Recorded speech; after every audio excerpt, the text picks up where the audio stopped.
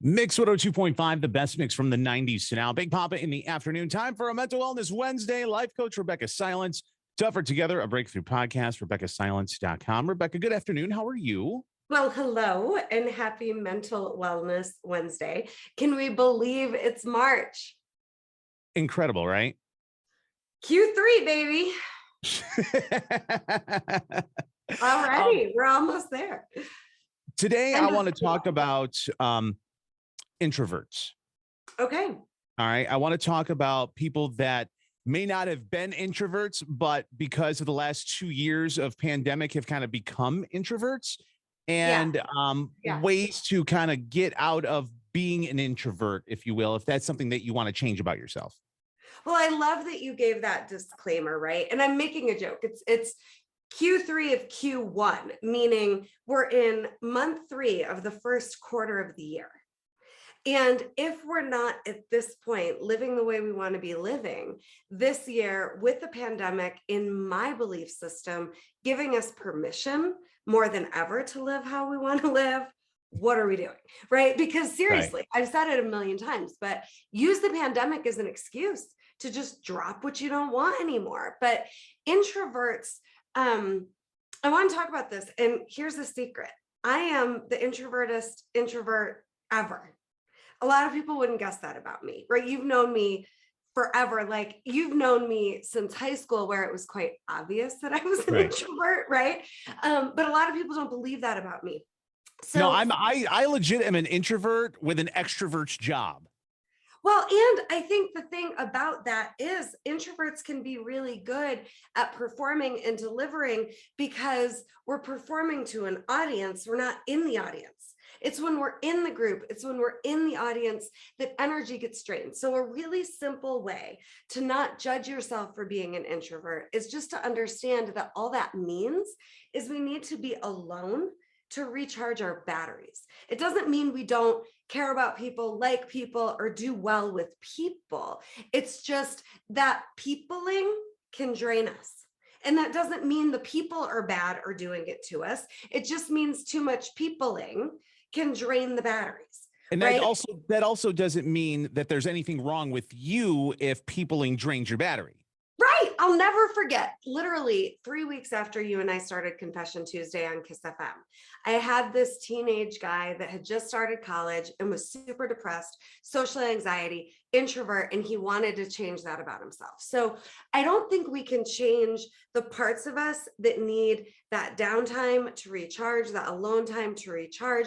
But I do think we can stop judging, right, the moments where we're in an introverted place. And what I mean by that is stop making it a bad thing about you, something wrong with you, or something that you need to be different about yourself. And I honestly think we all have introverted seasons. We all have extroverted seasons, introverted moments, extroverted moments. And it's when we are denying our truth that we suffer.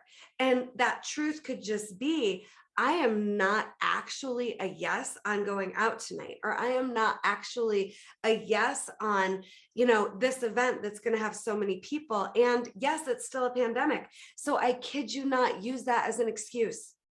I know that the dust is settling. We're going back to quote unquote as normal as possible. But now more than ever, be honest about who you want to be around, what you want to be around, and how you want to spend your time. I think more than anything, that's what today's show needs to be about. And if you're an introvert, awesome.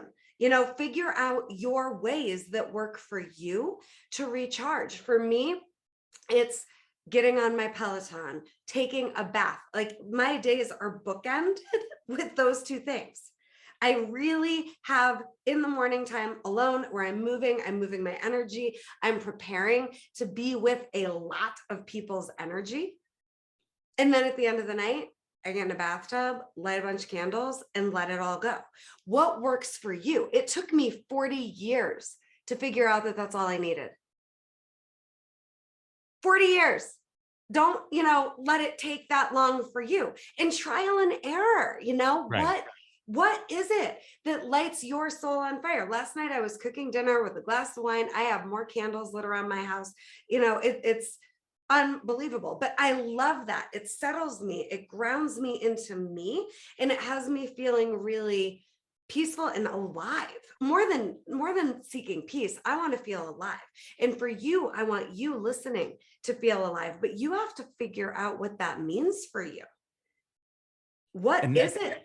that's the thing, figuring out what it is for Yeah. you individually.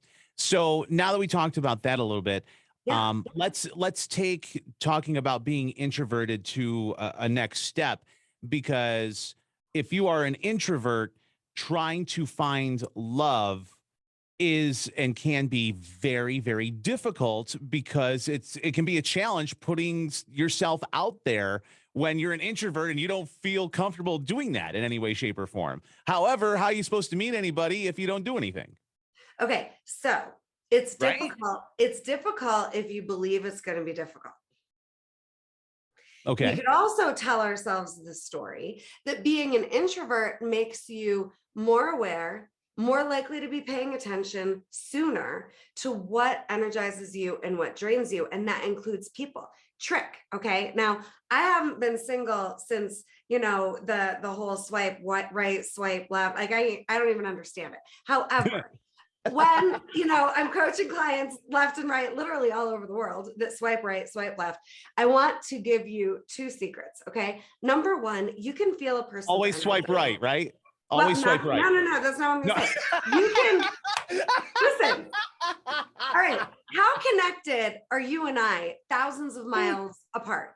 Oh no, extremely. Yeah. Right? Like ridiculous, right? Yeah. And we will feel each other, we'll check in, feeling you, what's up, right? So when you're looking at a picture, if it's a dating app or whatever, you can literally feel energy. And I want you to think about everything can be this simple. It's a yes or a no. So as you're scrolling, yes, no, don't question yourself.